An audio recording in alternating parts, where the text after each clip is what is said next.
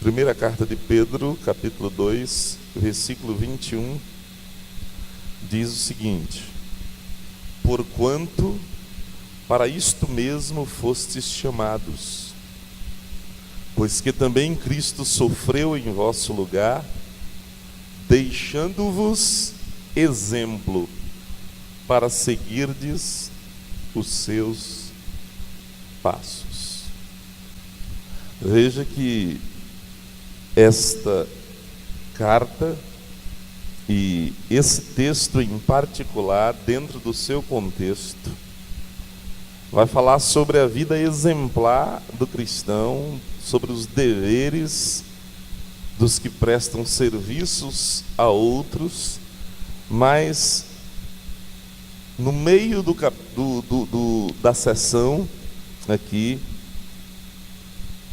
Pedro faz questão de dizer qual é a razão do nosso chamado, da nossa vocação, ou se a gente quiser usar um termo mais militar, da nossa convocação.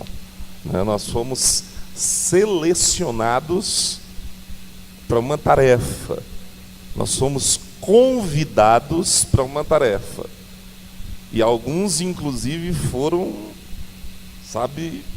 quebrados para a realização dessa tarefa, como é o caso de Paulo, que Deus teve que mudar a rota de uma forma muito dura na vida dele. Algumas pessoas dizem assim: Deus é um cavalheiro, ele não invade, ele bate a porta do seu coração, assim como se Deus estivesse pedindo para entrar. Por favor, me deixa entrar aí. Não é bem assim. Deus, ele é soberano, e se ele quiser, ele entra no seu coração e faz as mudanças que precisam ser feitas, porque ele tem poder para fazê-la. E o texto diz que Jesus sofreu em nosso lugar, deixando-vos exemplo. Então assim, Jesus é o autor e consumador da nossa fé, foi quem nos justificou, mas isso já é extraordinário. Mas aí ele nos convida para participarmos da vida dele e da vida com ele. E o objetivo de Jesus aqui o objetivo de Jesus sempre foi que ele fosse o modelo. Na realidade é o objetivo de Deus com o Filho. O Filho tem que ser o modelo. Inclusive, o apóstolo Paulo escreve isso de uma forma muito bonita. É um texto que muita gente não corrobora dessas ideias, mas vamos lá. Romanos capítulo 8. O apóstolo Paulo vai mostrar qual é o objetivo. Romanos 8,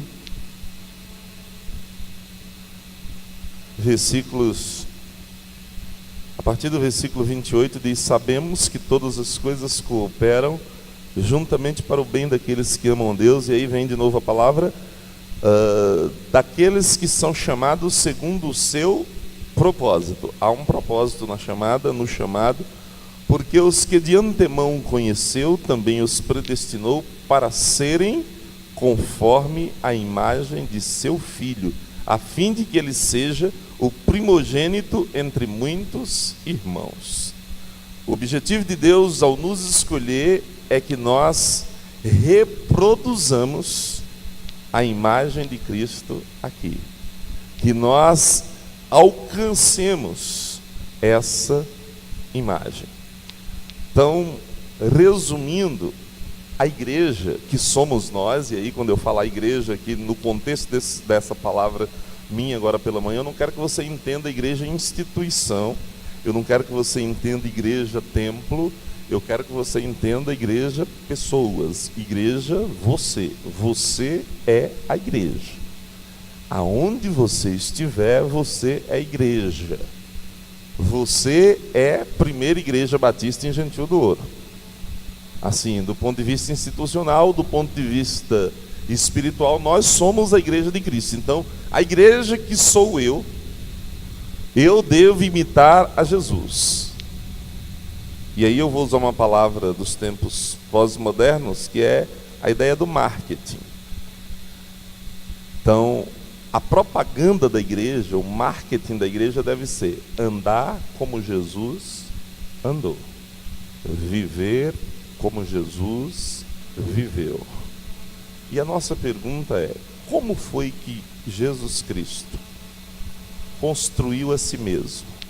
Como era que o mundo via a Jesus Cristo? E como é que as pessoas da nossa cidade estão nos vendo enquanto igreja? Qual tem sido a nossa atuação como igreja do Senhor? Nós temos sido imitadores, gente que imita as pisadas do Mestre. Jesus disse: se alguém quiser vir após mim, e a ideia aí é ir após Jesus. Onde ele pisar, eu piso. O que ele fizer, eu faço. Então, assim, a agenda da igreja, ela é cumprida a partir da pessoa de Cristo. Cristo deve ser o fio condutor das nossas ações, das nossas reações e das nossas atitudes.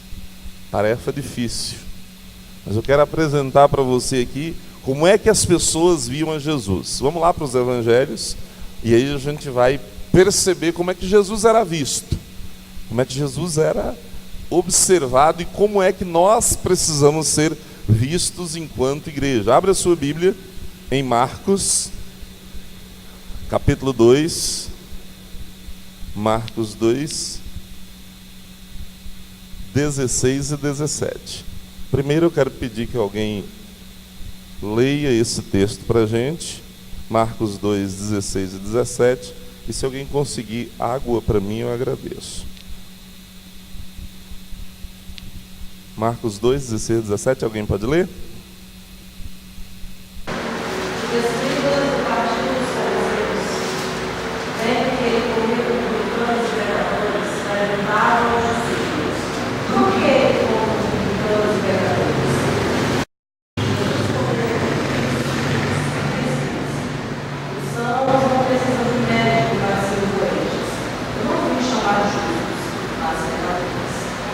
Ok.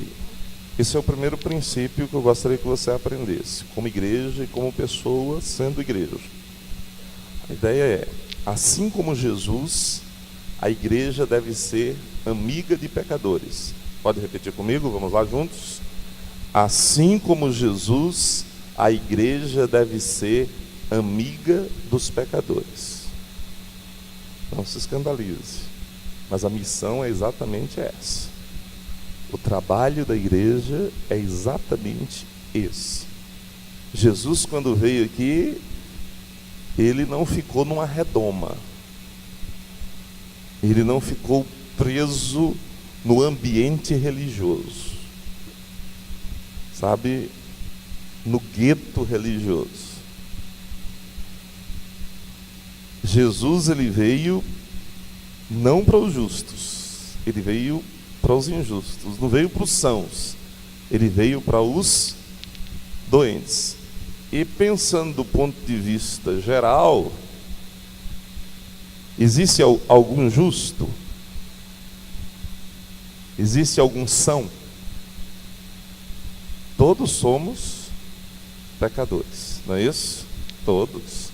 Mas os escribas e fariseus, que eram os religiosos da época, diga-se de passagem, era quem lia a Bíblia, era quem orava, era quem frequentava o templo, era quem interpretava o texto, era quem anunciava o texto do Antigo Testamento.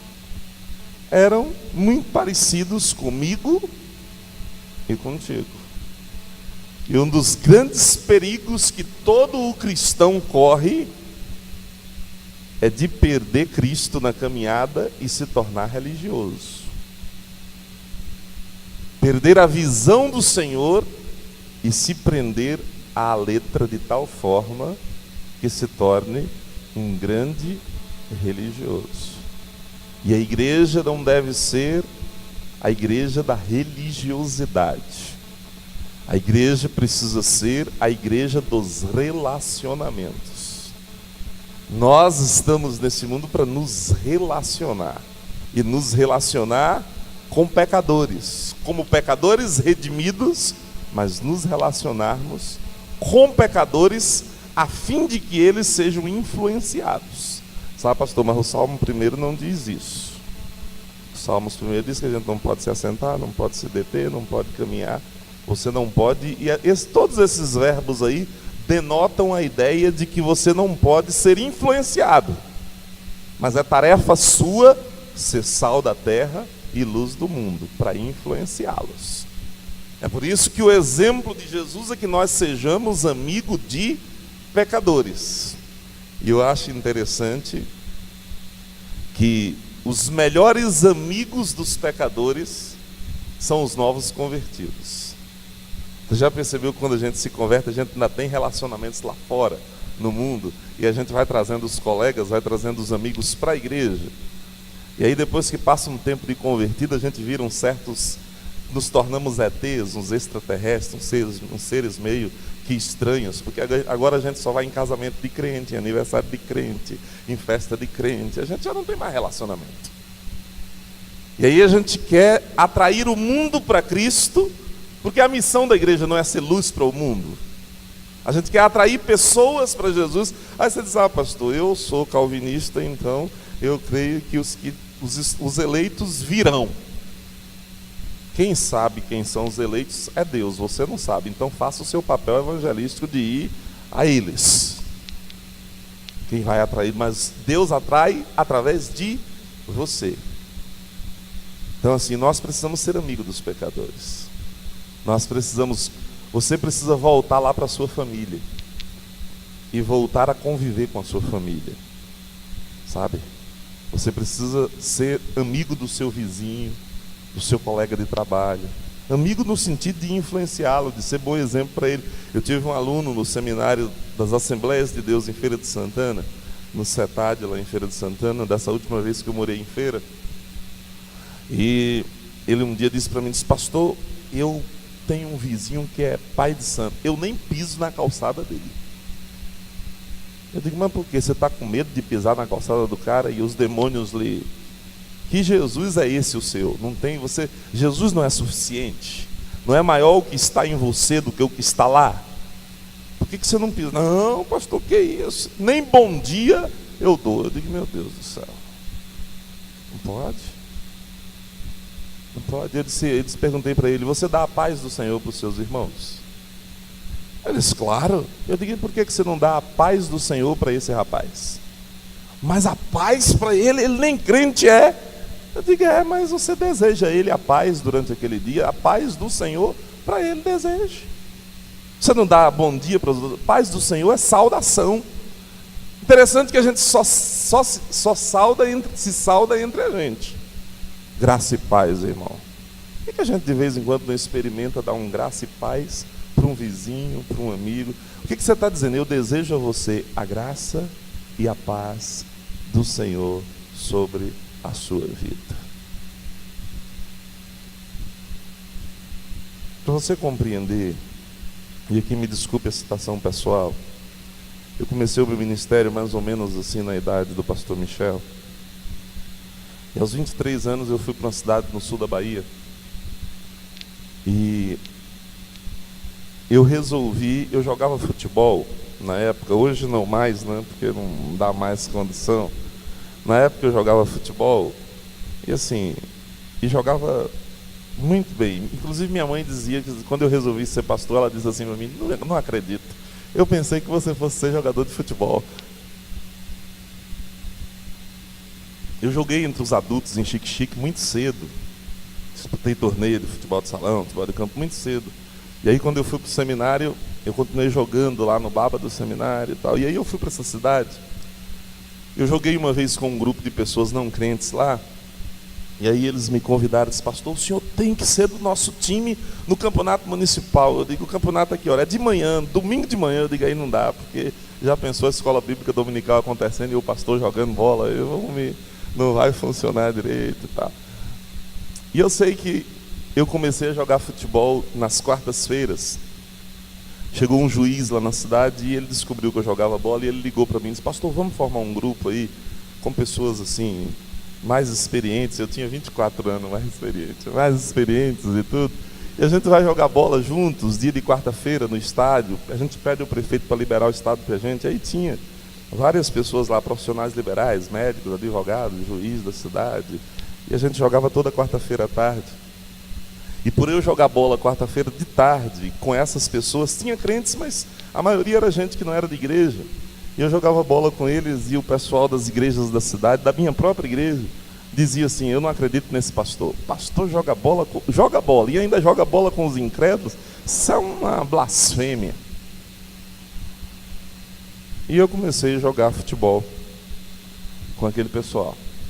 Nos intervalos, né? Quem joga bola sabe, a gente nem sempre ganha, a gente vai sentar lá no cantinho enquanto os outros estão jogando. E nos intervalos, aqueles homens se aproximavam de mim e diziam assim: pastor, eu estou com um problema lá em casa, com a esposa. O que o senhor me diz? Me aconselha. Aí eu começava a conversar: pastor, meu filho está me dando problema assim, assim e tal. E aí eu fui aconselhando ali, se tornou um local de aconselhamento pastoral ali no Baba. Eu aconselhava um, eu aconselhava outro. E um dia eu estou no gabinete pastoral da igreja e o secretário passou uma ligação para mim e me disse que era da igreja católica. Eu atendi e aí era um rapaz que liderava os homens da igreja católica lá. E aí ele me disse: pastor, nós estamos convidando o senhor para ser o nosso orador na abertura da Semana do Homem Católico aqui na cidade. Eu disse: vocês conversaram com o padre? Disseram: conversamos. E ele disse o quê? Ele disse que o senhor está tranquilo, pode vir, não tem nenhum problema. E assim, eu pastoreava uma cidade de 30 mil habitantes. E aí, isso ia ser numa segunda-feira. Quando foi no domingo à noite, eu avisei na igreja que eu iria pregar na igreja católica na segunda-feira, né? Aí as irmãs da igreja disseram: nós vamos. Eu digo: mulher não pode ir, que o encontro é só para homem. Então vocês vão ficar na curiosidade de vocês. Mulher não tem curiosidade nenhuma. Vocês vão ficar na curiosidade de vocês, orando aqui por mim. E os homens, eu quero que alguns homens da igreja vá comigo, porque eu sei lá o que é isso que vai. Então assim, aí em cidades pequenas acontece o seguinte: vai acontecer um evento na cidade, que é a primeira coisa que faz, carro de som, né? Carro de som na cidade. E pastor João Pinheiro Júnior, orador da abertura da Semana Católica no templo e tal, e o endereço na sede. Eu digo: Jesus, irmão. E eu perguntei para eles na época, eu digo: mas qual é o tema? Vocês querem que eu fale sobre o quê? Eu nunca esqueci esse tema. Eles disseram: pastor, a gente quer... o tema é o seguinte: o senhor vai falar sobre qual é a diferença entre os próprios cristãos, né? Eles queriam saber qual era a diferença entre os cristãos católicos e os cristãos protestantes. E qual a diferença entre Jesus e os cristãos atuais? Eu digo: só para não. E aí eu fui lá dar essa palestra. Quando eu cheguei lá, irmãos, eu sou filho de crentes batistas. Eu cresci dentro de igreja batista. Eu não fui de cultura católica. E quando eu cheguei na igreja católica, que eu vi aquele cenário, eu me assustei. Eu tremi na base, porque os homens da cidade, parece que estava todo mundo ali.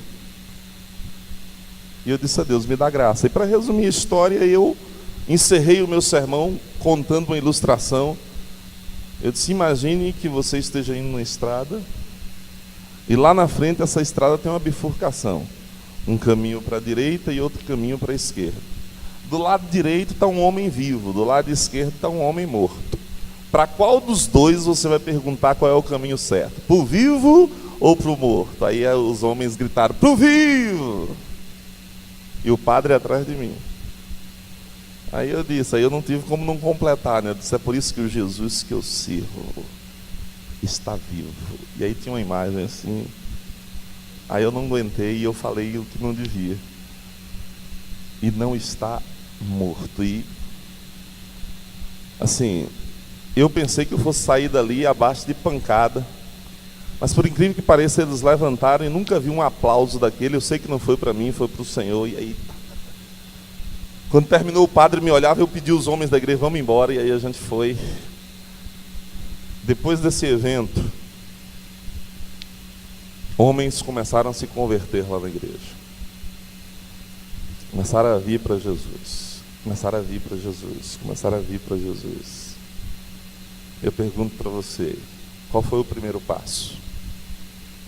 Foi ser amigo dos pecadores. Foi tratar as pessoas. É porque nós, os evangélicos, às vezes nós somos um abuso. A gente quer enfiar a verdade de goela abaixo nas pessoas. A gente sabe, nós sabemos que estamos com a verdade. Que a verdade é a palavra. Mas nós não podemos e nem precisamos forçar ninguém a nada. Nós precisamos conviver com essas pessoas. Precisamos caminhar com essas pessoas. E essa intencionalidade tem sido o meu foco nos meus ministérios. Eu cheguei em Luiz Eduardo Magalhães, que é uma terra multicultural, multirracial.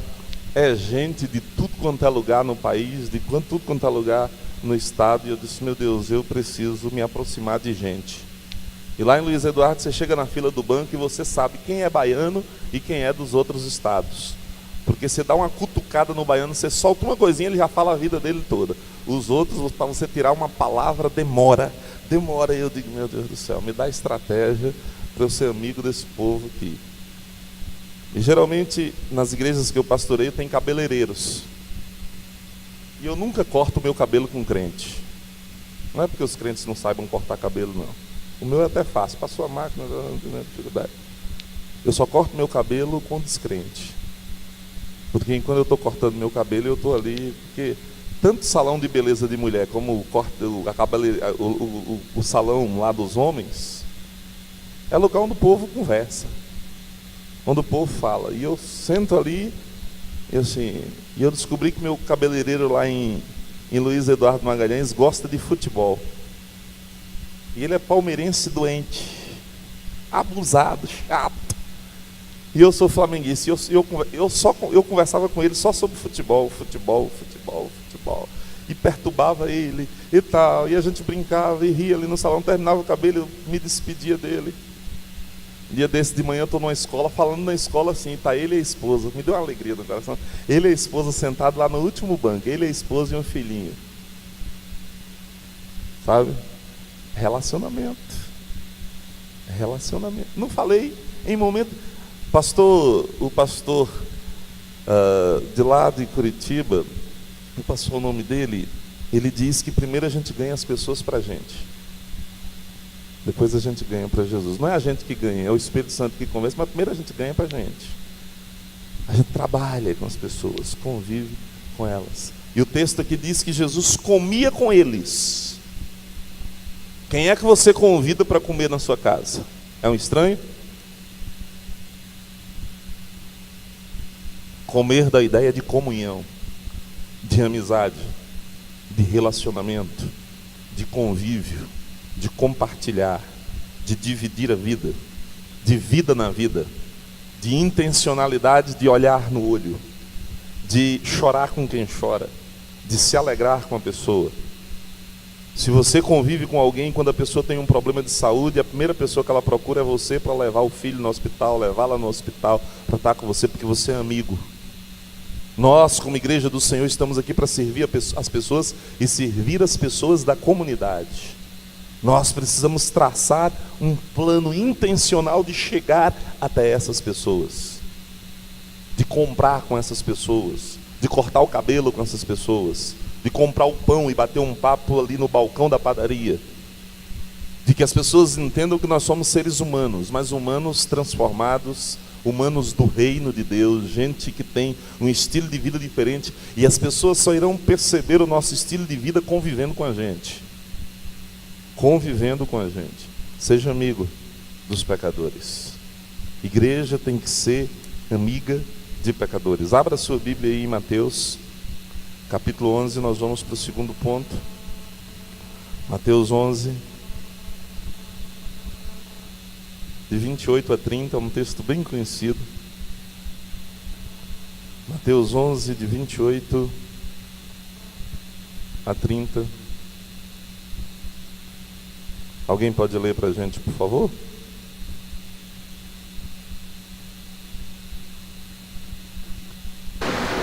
Vinde a mim todos que estáis cansados e sobrecarregados, eu vos aliviarei.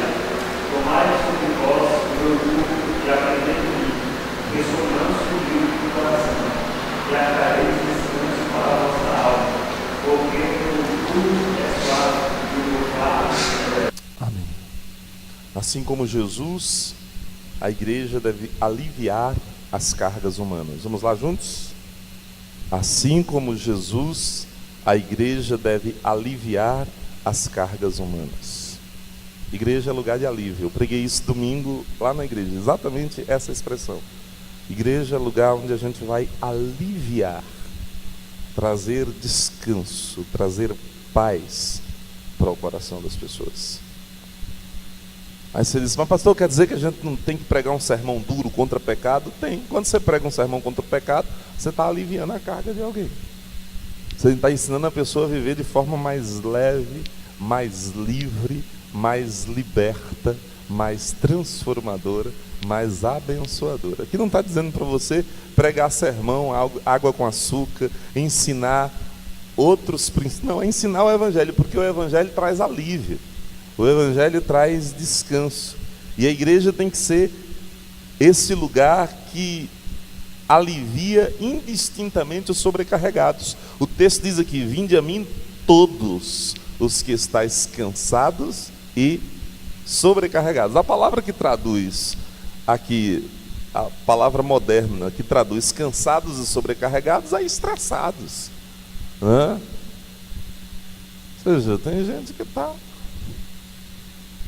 nas últimas do ponto de vista emocional, psicológico, espiritual. Tem gente que está na lona, até dentro da igreja. E essas pessoas precisam ser aliviadas por o ministério da igreja. Um dos grandes problemas da igreja é que a gente coloca julgo, peso demais sobre as pessoas.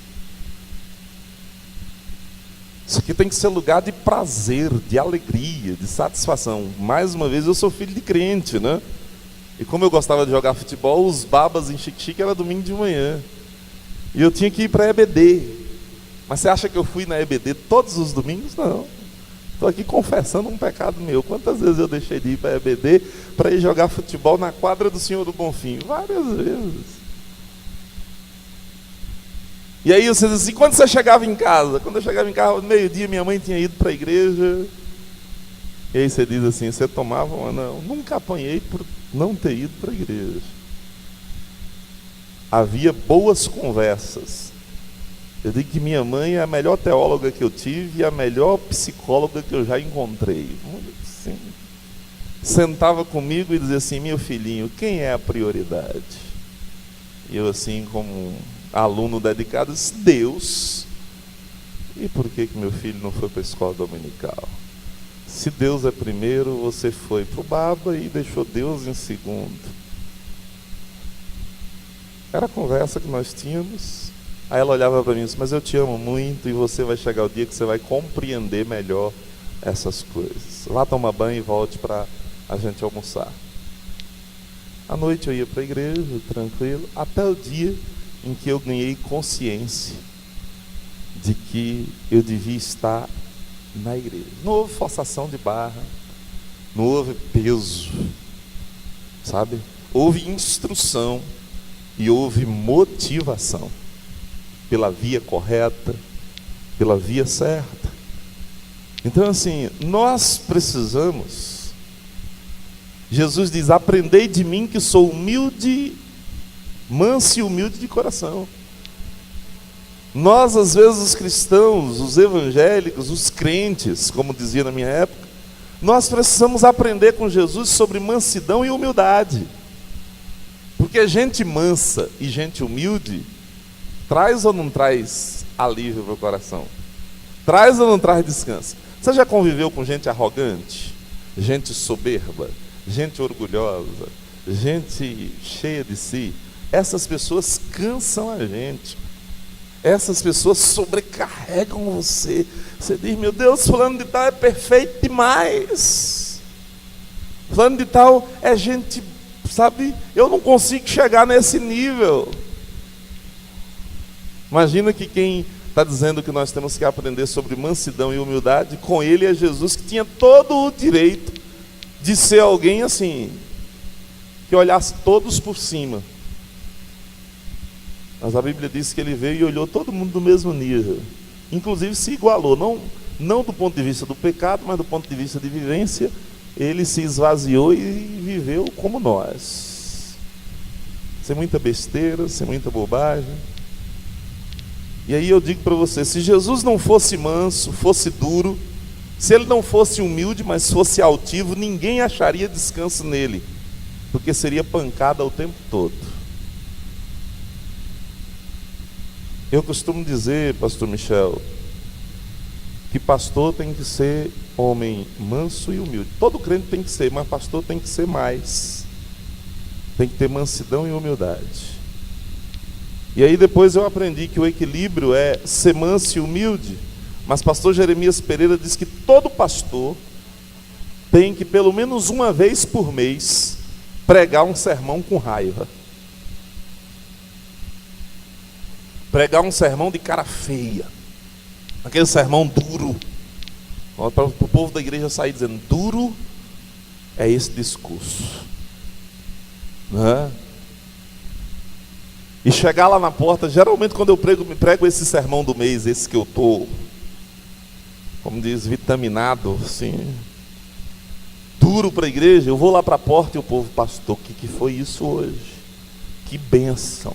Eu não sabia que crente gostava tanto de apanhar assim, né? É a primeira categoria que apanha e fica feliz, se você bater com jeito. É crente. Porque assim, eu não sei vocês, você já ficou feliz em apanhar alguma vez? Assim, seu pai está batendo em você e você diz assim, pode bater papai, estou cheio de satisfação, né? Ninguém apanha assim. Mas assim, quando a gente é submisso, né? Quando a gente aprende sobre submissão, ao invés de produzir tristeza, peso, produz leveza, tranquilidade. Porque essa leveza só vai ser produzida depois, na vida dos adolescentes e dos jovens. Lá na casa da minha mãe, em Xique-Xique, tem um pé de pinha. E eu já amaldiçoei aquele pé de pinha não sei quantas vezes. Agora eu já parei. Mas quando eu era adolescente e jovem, eu passava lá e amaldiçoava. Em nome de Jesus, você vai murchar.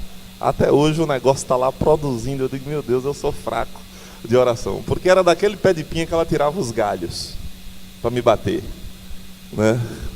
E pá, e pá. E minha mãe parece que tinha um HD de não sei quanto, porque era batendo e lembrando, você está apanhando por isso. Eu digo, meu Deus, essa mulher ainda lembra desse negócio? Que é isso? Que memória é essa? Hoje eu chego lá e olho para aquele pé de pinha e disse, bendito pé de pinha, né? Porque hoje produz leveza para mim. Eu sou o homem que eu sou, a pessoa que eu sou, porque teve alguém que me corrigiu na caminhada. Alguém que na hora que teve que ser duro foi, mas com muita humildade, com muito jeito, com muita tranquilidade. A igreja, irmãos, até a disciplina da igreja, ela não pode ser uma carga, porque a gente tem que disciplinar com amor, a gente tem que exortar com amor, a gente tem que tratar o outro com amor, a gente tem que chamar a atenção do outro com amor. Aprendei de mim, que sou manso e humilde de coração. Isso vale para a nossa vida familiar. Mansidão, humildade traz leveza para dentro de casa. Lugar onde tem uma pessoa altiva, e aí vale para as mulheres que são generais, baixa a bola. Para os homens que são às vezes muito mandões em casa, que às vezes até errado ele acha que é a vontade dele que tem que ser feito. Aprenda, meu irmão, a ser manso e humilde, e você vai criar um ambiente leve e satisfatório dentro da sua casa. Sabe? Isso vale para a igreja. Se nós formos mansos e humildes, a gente vai produzir outras pessoas mansas e humildes. Mateus 12 é o nosso próximo texto. Mateus 12, de 1 a 8. Mateus 12, de 1 a 8. Diz assim, deixa eu ler para vocês. Por aquele tempo, em dia de sábado, passou Jesus pelas searas, onde, estando os seus discípulos com fome, entraram a colher espigas e a comer. Os fariseus, porém, vendo isso, disseram-lhe: eis que os teus discípulos fazem o que não é lícito fazer em dia de sábado. Mas Jesus lhes disse: não lestes o que fez Davi, quando ele e seus companheiros tiveram fome, como entrou na casa de Deus e comeram os pães da proposição, os quais não lhe era lícito comer, nem a ele, nem aos que com ele estavam, mas exclusivamente aos sacerdotes? Ou não lestes na lei que aos sábados os sacerdotes no templo violam o sábado e ficam sem culpa? Pois eu vos digo, aqui está quem é maior que o templo. Mas se vós soubesses o que significa misericórdia quero e não sacrifícios, não teríeis condenado inocentes, porque o Filho do Homem é Senhor do sábado. Assim como Jesus, a igreja deve ser maior que a religião. Vamos repetir juntos? Assim como Jesus, a igreja deve ser maior que a religião. A primeira pergunta que vem à minha mente para vocês aqui é: você é religioso? Ou é cristão? Ou é discípulo? O que foi que você se tornou nessa sua caminhada? O que é o religioso? É aquele tipo de gente que se acostumou com igreja, se acostumou com Bíblia, se acostumou. É aquele tipo de gente que tem ortodoxia, mas não tem ortopraxia. Tem conteúdo, mas não tem prática. Tem doutrina, mas não tem vida. Sabe? Conhece a Bíblia, mas não conhece o Senhor da Bíblia. Não tem relacionamento íntimo. E aí se tornou um religioso. E o religioso, ele se apega a padrões, a normas, a estatutos, a regras, a conteúdos humanos, muitas vezes. Na época de Jesus, os elementos mais fortes da religião judaica era ainda, por conta do cativeiro babilônico, o elemento mais forte era o sábado. E aí depois vem o templo. Mas eram ainda os dois elementos mais fortes do judaísmo: o sábado, a guarda do sábado, e o ir ao templo, o apresentar sacrifícios no templo. E Jesus vai desconstruir, porque no cristianismo a gente não vai ter mais um dia sagrado, nenhum local sagrado. Nós vamos ter um Senhor sagrado, o Senhor que é santo. E nós vamos ter pessoas sagradas, porque quem é santificado hoje não é o lugar, nem o local, nem o dia. As pessoas são santificadas. Jesus morreu para santificar pessoas, para santificar você. Eu valorizo muito o dia do Senhor, o domingo, por conta de uma série de motivos, e não vou dar aqui. Para mim é o dia em que nós nos reunimos para adoração. Mas isso não pode ser maior que as pessoas. Se num dia de domingo eu precisar ajudar alguém e não puder vir à igreja, eu vou ajudar a pessoa, porque as regras existem para servir as pessoas e não o contrário, as pessoas servirem as regras. Os estatutos existem para o momento de necessidade das pessoas. Não que nós vamos andar por aí quebrando regras e estatutos, não é isso. Mas a necessidade humana, ela está acima das regulamentações religiosas. Repito, as necessidades humanas, elas são mais importantes do que as regulamentações religiosas. As regulamentações religiosas, elas devem estar a serviço da vida humana. Lembra de Davi, quando está com fome, os seus homens, é o texto citado aqui, ele entra e come os pães que são consagrados. E nem por isso ele paga preço nenhum, porque a maior necessidade ali não era que o pão ficasse ali representando o maná que caía do céu, mas o que é de mais importante ali é que a fome humana seja saciada. Porque fome tem cara feia e precisa ser saciada. Jesus conta a parábola do bom samaritano exatamente para desconstruir essa ideia do religioso, do colocar a religião acima de. Jesus disse que aquele homem caído é prioridade, ele tem que ser ajudado, ele tem que ser cuidado. E aí nós somos convidados, irmãos, a uma vida que extrapola os limites do religioso. E quero dizer para você, infelizmente tem gente que não está na igreja evangélica e que a sua vida, o seu estilo de vida extrapola o limite dos religiosos muito mais do que o dos crentes e dos evangélicos. Aqui eu não estou falando de questão soteriológica, de salvação.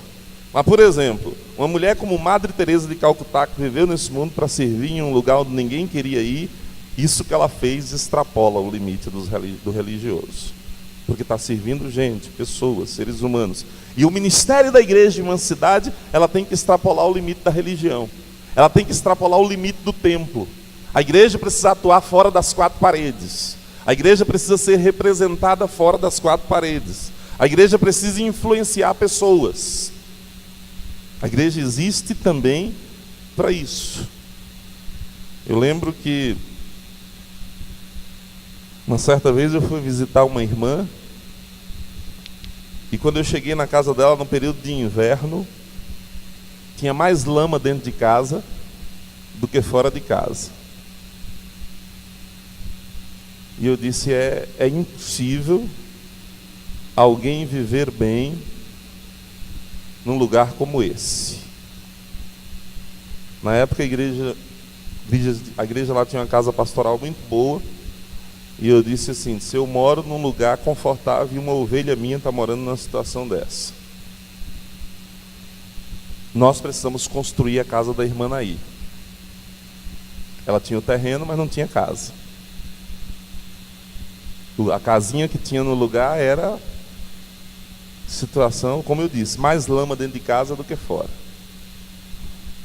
E eu levei para o conselho da igreja, o famoso conselho da igreja, formado por gente crente há 40 anos, 30, 20, o povo batista, com um B maiúsculo e, se possível, com um Pzinho no meio, baptista, né? Aqueles assim.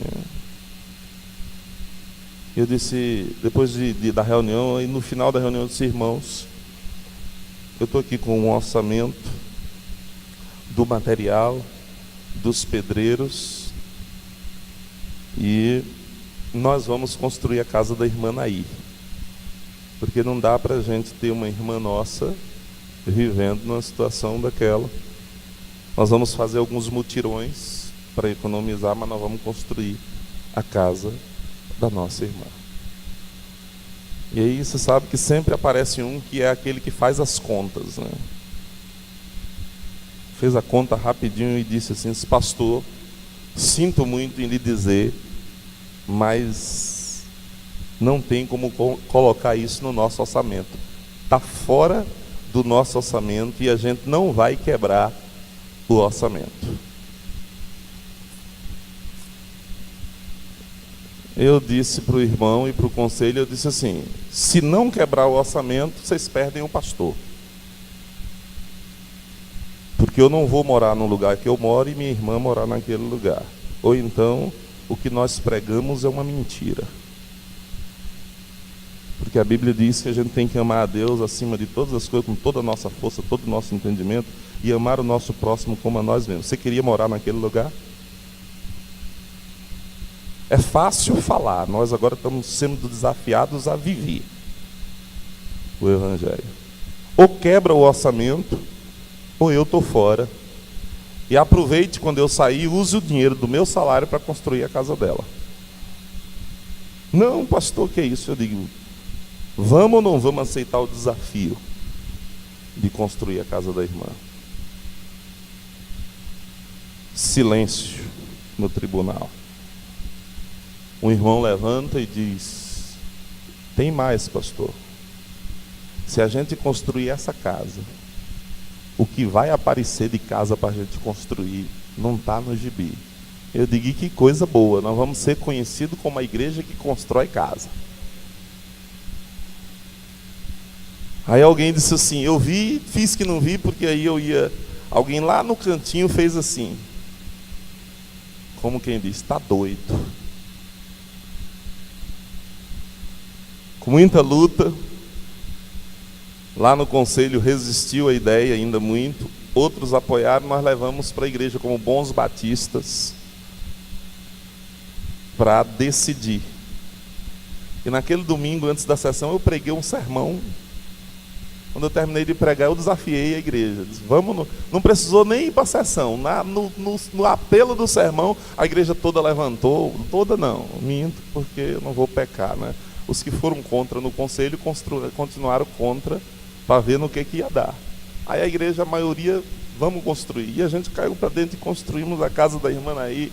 Depois apareceu outras casas, a casa do irmão Eufrásio a gente construiu. Hoje a igreja lá tem um ministério chamado PIB Comunidade, que é um ministério só para fazer calçada, fazer muro, construir casa, ajudar e tal. O que é isso? Ser maior que a religião, ser maior que o orçamento, ser maior que o estatuto. Porque infelizmente nós estamos muito presos a muita coisa. São coisas boas que em determinados momentos se tornam em empecilhos, elementos que travam o ministério da igreja, o desenvolver da igreja. Quero dizer para os irmãos que eu sou batista com muita convicção. Mas se eu sou, e olha que eu sou batista de dentro da denominação, agora mesmo estou vindo de uma reunião de uma comissão para eleger o secretário-geral da convenção. Eu vivo aquilo lá. Mas eu quero dizer para os irmãos que nós precisamos ser maior que a instituição. A igreja precisa estar além, precisa ter olhos para além disso. E não ficar apenas preso a essas questões. A gente está terminando, queridos. Mateus 12, de 15 a 21.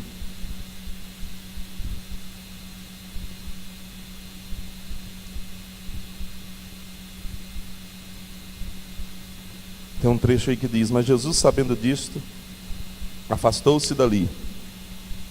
Muitos o seguiram e a todos ele curou, advertindo-lhes, porém, que não o expusessem à publicidade, para se cumprir o que foi dito por intermédio do profeta Isaías: eis aqui o meu servo, que escolhi, o meu amado, em quem a minha alma se compraz. Farei repousar sobre ele o meu espírito, e ele anunciará juízo aos gentios. Não contenderá, nem gritará, nem alguém ouvirá nas praças a sua voz. Não esmagará a cana quebrada, nem apagará a torcida que fumega, até que faça vencedor o juízo. E no seu nome esperarão os gentios.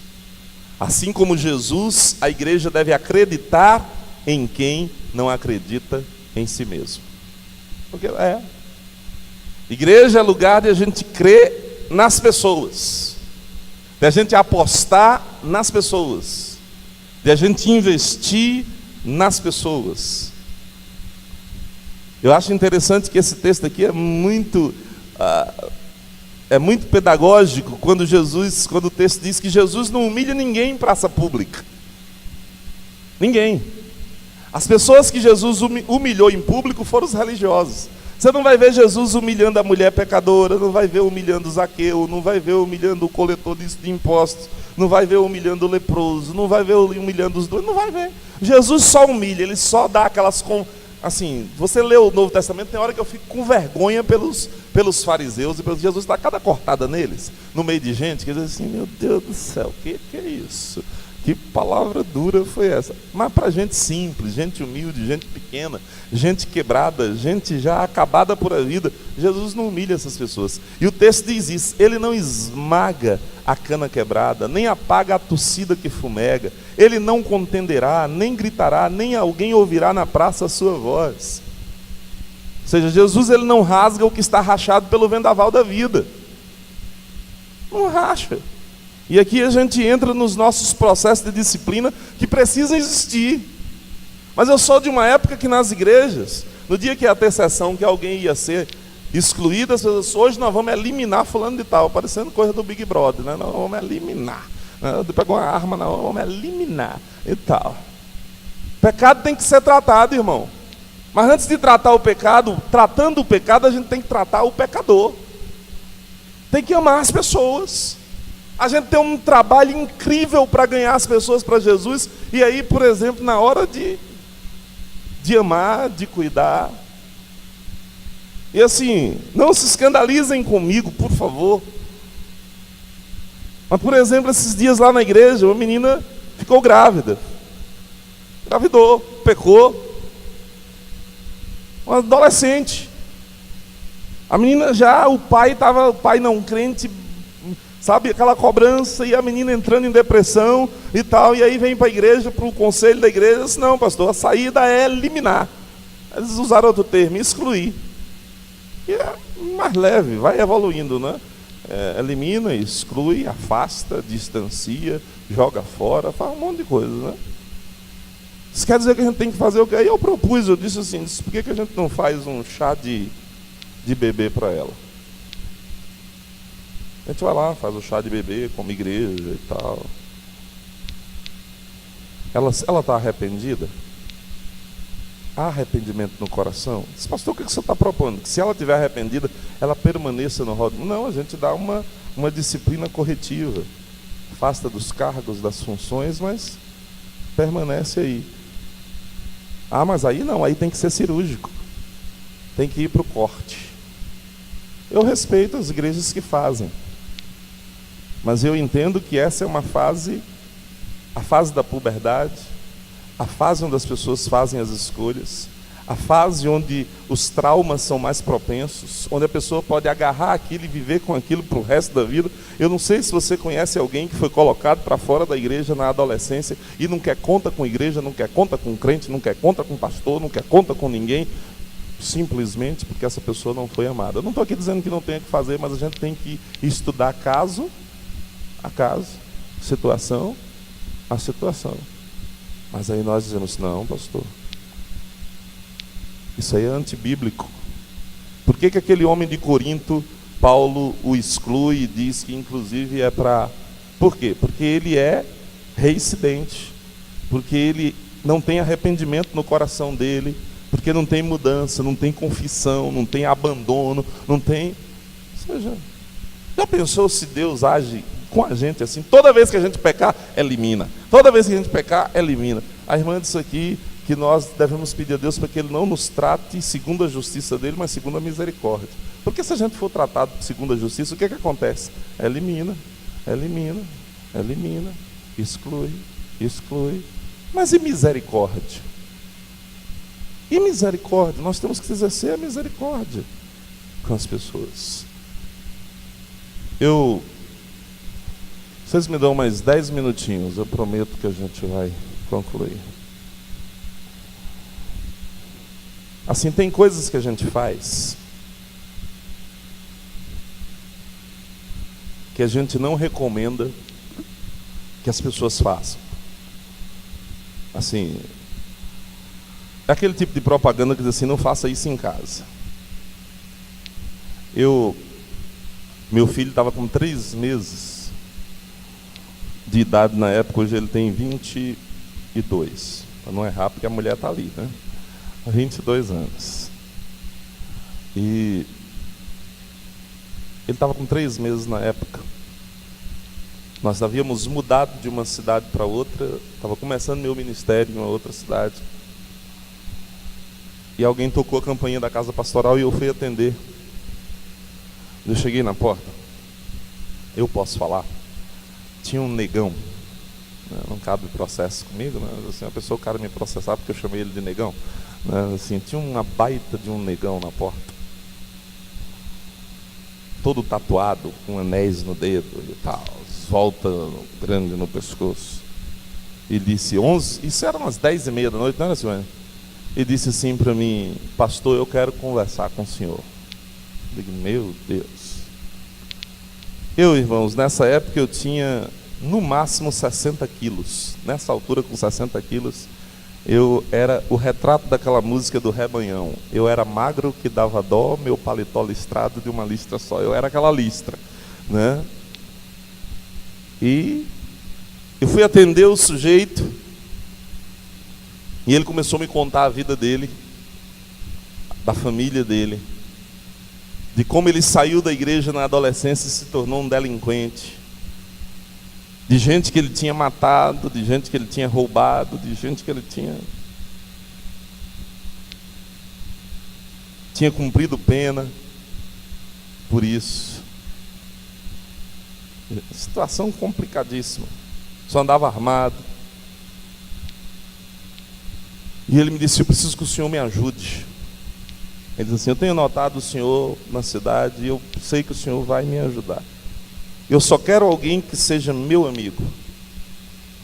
Eu disse: tranquilo. Aí ele me disse: eu estou com fome. Foi o primeiro teste da amizade. Eu pensei. Ele disse: entra aí que eu vou lhe dar comida. Eu levei ele para a cozinha. Silvane lá no quarto. Chamei Silvane e disse: faz alguma coisinha aí, o José está com fome. Quando Silvane viu o homem na cozinha, acho que ela tremeu na base e disse: meu Deus, não me disse nada, mas me olhou assim com o canto do olho, fez a comida e voltou para o quarto. E aí ele comeu, tal. É por isso que eu digo: não faça o que eu fiz. Ele me disse: pastor, eu estou sem lugar para dormir. Você acha que eu fiz o quê? Eu levei ele para uma pousada? Não, eu disse: você dorme aqui. Eu cheguei lá no quarto e disse: Silvane disse: consegue para mim aí uma toalha, que o José vai tomar banho e ele vai dormir aqui. Aí ela me chamou no canto: você tá doido? Você viu aquele homem? Eu digo: vi. Viu as tatuagens? Mulher vê, ela teve na cozinha um tempinho, mas no tempinho que ela teve, ela observou tudo. Né? Passou aquele olhar de raio-x e saiu descrevendo tudo. Eu digo: meu Deus, eu não vi isso tudo não, mas você é craque no negócio. Você está brincando, Júnior? Só tem nós dois aqui, essa criança de 3 meses. Eu digo: mas ele vai dormir aí. Ele tomou banho, eu levei para o quarto de hóspede. Aí voltei para o quarto, ela disse, olhou para mim com raiva e eu fui encostando coisa na porta. Né? Eu agi, mas eu tinha que tomar as providências, né? Encostei coisa na porta, deixei a janela, porque dava para o portão da rua aberta, de qualquer coisa que eu salto, mas minha mulher, essa janela aqui, e a gente vai embora. A noite transcorreu normal, tranquila, sossegada.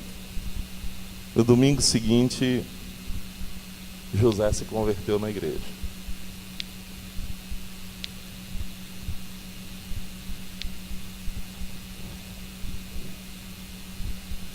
Zé, como eu chamava, se tornou meu amigo. Eu mais novo com ele, ele me chamava de meu pai. Sabe? Zé era o babá do meu filho. Ele pegava Joabe e o povo da igreja da cidade disse: como é que o senhor deixa aquele rapaz passeando com seu filho? E ele estava sendo transformado, mudado. José mudou. José começou a trabalhar. José casou. No dia do casamento de José, Silvane estava no primeiro banco. E era quem mais chorava no dia do casamento dele, porque a gente lembrava da história. Lembrava da história. Um dia, eu estava em casa.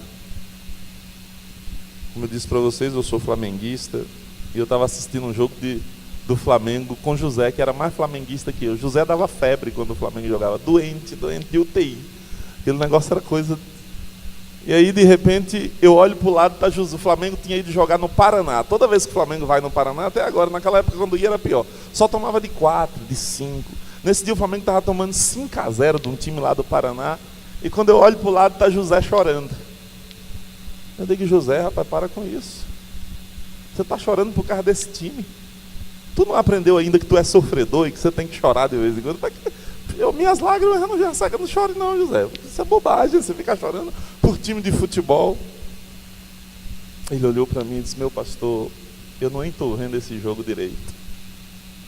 Eu estou chorando aqui porque eu estou lembrando da minha história. Eu não era ninguém. Mas um dia o Senhor acreditou em mim, quando nem mesmo eu acreditava mais em mim mesmo. Era alguém que a gente achava que não tinha jeito. Eu mudei para a feira, E por incrível que pareça, José veio trabalhar em feira quando eu pastoreava em feira já. E lá em Feira de Santana, José comeu uma comida contaminada, acho que com xixi de rato. E veio a falecer. Deu muita tristeza, porque quando ele faleceu, eu já não estava mais em feira, eu estava em Itarantim, lá no extremo sul da Bahia, eu não pude vir para o sepultamento dele. Mas pessoas me ligavam dizendo, só faltou o senhor aqui. Só faltou o senhor aqui. Eu dizia para eles, eu estou feliz, porque eu sei que José está com o Senhor. Está com o Senhor.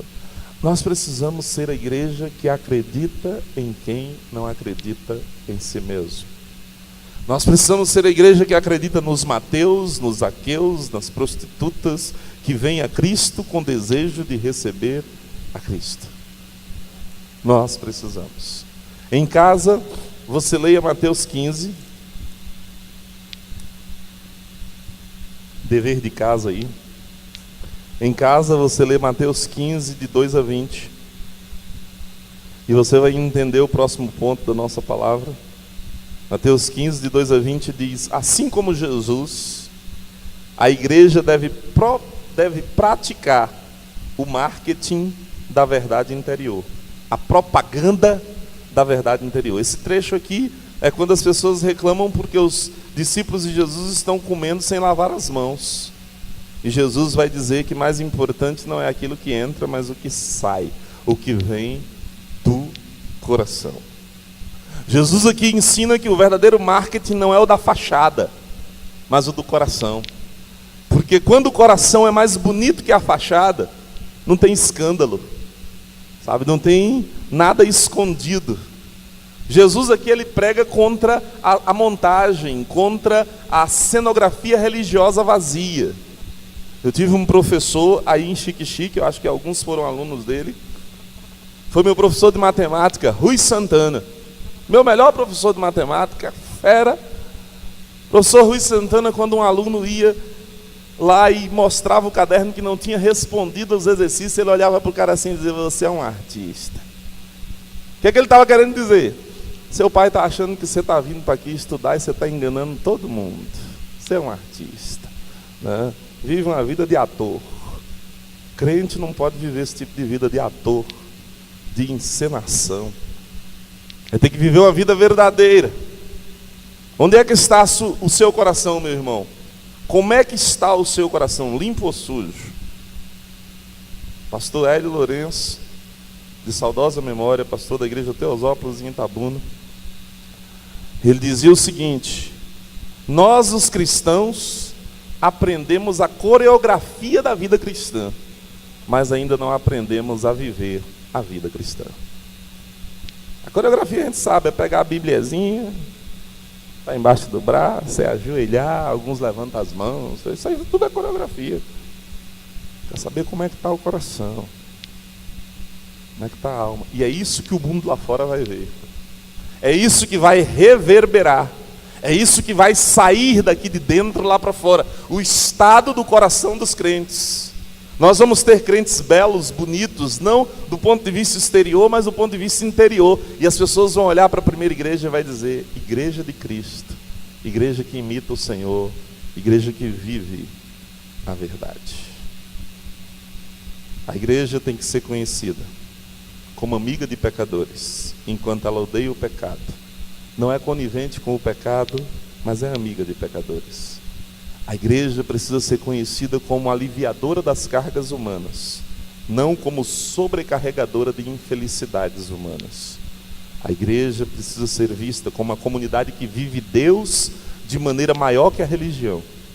A igreja precisa ser conhecida como aquela comunidade que acredita em quem não acredita mais em si mesmo. A igreja tem que saber que a melhor imagem que ela tem não vem de fora, vem de dentro, vem do coração. Quando isso acontece, ela cala a boca dos ignorantes e força homens e mulheres a olharem perplexos para os céus, a fim de glorificarem ao nosso Pai que está nos céus. Encerro com a pergunta de um presidente americano que dizia o seguinte: nesses 12 anos que vocês têm como igreja, ele dizia: não pergunte o que o seu país pode fazer por você, pergunte o que eu posso fazer pelo meu país. Trazendo para a nossa realidade de igreja, não pergunte o que a minha igreja pode fazer por mim, pergunte o que eu posso fazer por minha igreja e por o Cristo que morreu por minha igreja. Que Deus em Cristo nos abençoe, em nome de Jesus. É a graça de Jesus que me faz caminhar. É o